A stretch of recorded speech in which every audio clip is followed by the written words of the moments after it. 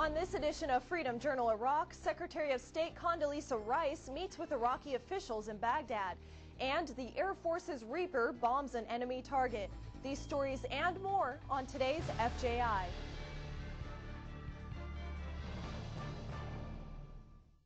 Hello, I'm Airman First Class Priscilla Christensen. Welcome to this edition of Freedom Journal Iraq.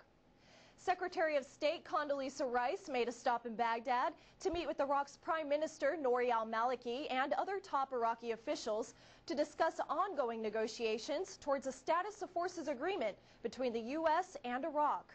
What we're trying to do is to put together an agreement that protects our people, that respects Iraqi sovereignty, that allows us to lay the kind of foundation that we need for making certain that we complete the work that we've all sacrificed so greatly to see accomplished, and that work is being accomplished.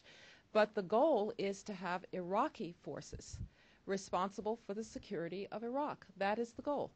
Secretary Rice also said the negotiators are working on a, quote, advanced agreement, because she says it entails a different kind of relationship between the U.S. and Iraq and a different set of circumstances the negotiators face. Secretary Rice also pointed out there is no deadline on the SOFA, but says they hope to reach an agreement very soon. The Air Force's MQ-9 Reaper proved it is combat capable during an airstrike against an anti-Iraqi target. The Reaper dropped a 500-pound bomb on a vehicle-borne IED, which marks the Reaper's first weapons engagement in Iraq since it began flying combat sorties in mid-July. Petty Officer Aaron Hebner tells us how the MQ-9 Reaper, formerly known as the Predator B, is protecting soldiers on the ground. In July of 2008, the Air Force began flying the new MQ-9 Reaper over Iraq. The Reaper can be flown over combat zones for long periods of time, providing persistent intelligence, surveillance, and reconnaissance, or ISR, operations. The MQ-9 Reaper is a perfect platform for a lot of the work that we're doing here in Iraq. It provides a ISR capability for long duration, and yet it is still armed enough so that we can prosecute and do the things we need to do on the ground to help integrate with the Army. The Reaper's design has evolved from the combat-proven Predator, but it's a very different machine. With a 66-foot wingspan, the Reaper is roughly the size of an A-10 attack aircraft. Its payload capacity is 3,000 pounds and makes it more of a hunter-killer than a killer scout, as was the Predator. All of this while minimizing the amount of airmen needed in the combat zone. We will deploy a small forward team to launch and recover the aircraft, to maintain it, to arm it, to do the things that you have to do with an aircraft physically. But when we start flying the long duration missions, the 16-hour missions or so, a lot of that can be done from back in the United States. The MQ-9 Reaper can fly up to 300 miles per hour and reach altitudes of 50,000 feet. Petty Officer Aaron Hebner, Baghdad. The U.S. Army Corps of Engineers in southern Iraq are working to complete construction on the $164 million Basrah Children's Hospital. It's the only cancer treatment center of its kind in the country. And as Petty Officer Patrick Dilley tells us, the project is drawing international attention. In addition to U.S. contract work, the Corps has managed $22 million worth of United Nations Development Program contracts funded by the Spanish government for construction outside the main hospital building. That's definitely been unique for us, and that's what's kind of opened my eyes to other people in this region that are also looking to help. The construction team has experienced some setbacks during their quest to finish, mainly when the Iraqi Army's Operation Charge of the Nights purged criminal militias from Basrah earlier this year. Construction ground to a halt and fell behind schedule by more than a month. But in spite of that, we think that this project will be a success. We know it already is. We think it will be a further success, not only for the Ministry of Health that will operate the facility, but for the children that are going to be treated. The potential for such success lies in the power flowing from the new diesel generators, clean water from new pumps, 500 patient and treatment rooms spread over the 2 floors. It's the potential of this hospital that keeps construction crews coming back until the last bit of plaster is finally spread. And at the very end of this, it's turned out to be a well-oiled machine. A lot of work has to be done still to complete it, but everybody's charging ahead to get this done for that reason, because they know that this will benefit the children in not just southern Iraq, but all of Iraq. Construction is slated to finish late this year with a partial opening sometime between March and May. The full opening remains undetermined as hospital administrators continue to source and train qualified staff members. Petty Officer Patrick Dilley, Basrah, Iraq. Coming up, how soldiers create obstacles to stop enemy traffic. Here's your raid report. Policemen from the Iraqi National Police discovered a munitions cache in the Rashid district of southern Baghdad. The cache consisted of rockets, mortar rounds, and grenades.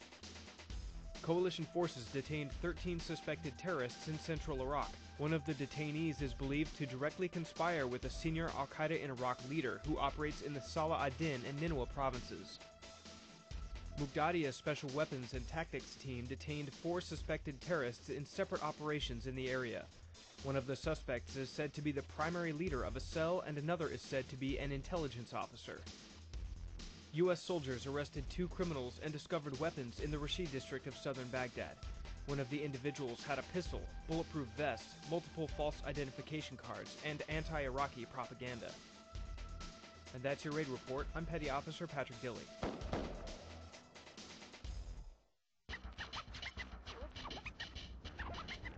We are at war, and risks lurk around every corner.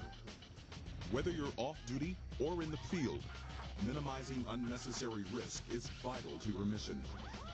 Wear the proper safety gear, follow the proper safety procedures, make appropriate risk decisions so you can put your efforts where they're needed most. Check it. What gets checked gets done. Combat engineers in Iraq spend a lot of time clearing roadways of improvised explosive devices. Army Sergeant Kyle Flieger tells us about an Army unit with the opportunity to cause some explosions of their own. Multinational Division Baghdad soldiers recently helped make it a little harder for insurgents to move weapons around Iraq. Service members of the 2nd Stryker Brigade Combat Team, 25th Infantry Division, created obstacles which will prevent the enemy from crossing a canal. A platoon leader from the 66th Engineer Company, 1st Lieutenant Christopher Blackburn, says the mission gave his soldiers an opportunity to do something new. Gives us an excellent training opportunity. It's always good to vary the mission set and let the younger guys get the experience with the demolitions that some of the more senior NCOs are very proficient with. The demolition came about from intelligence gathered after an IED attack in early July. Reporting for the 2nd SBCT, 25th ID, MNDB, I'm Army Sergeant Kyle Flieger, Nasir Wassalam, Iraq. Partnerships between U.S. and Iraqi forces are essential to missions on and off the battlefield. Sergeant First Class Damian Steptor explains. After being deployed for only 1 month, the 1st Cavalry Division's 4th Brigade Combat Team, along with soldiers from the 54th Engineering Battalion, are partnered with Iraqi engineers to improve the new forward operating base Gary Owen. But we're committed, and every day conditions are improving. One of the engineers, Private First Class Kyle Ferguson, says he enjoys working with his Iraqi counterparts. It's building a relationship, so they do for you, you do for them, and they enjoy working for us, and we enjoy them having to work. Ferguson and the rest of his unit are working with the Iraqis in the province of Amara to build a new base and use the location for stopping weapon smuggling on the eastern border of southern Iraq. The soldiers of Gary Owen, just like everyone else here in the brigade, is to partner with the 38th Brigade of the 10th Iraqi Army Division, partner and professionalize. Reporting for Long Night Public Affairs, I'm Sergeant First Class Damian Steptor, Camp Adder, Iraq.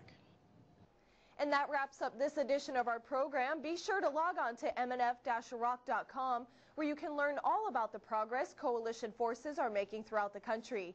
If you have story ideas, we'd love to hear them. Just email us at fji@iraq.cencom.mil.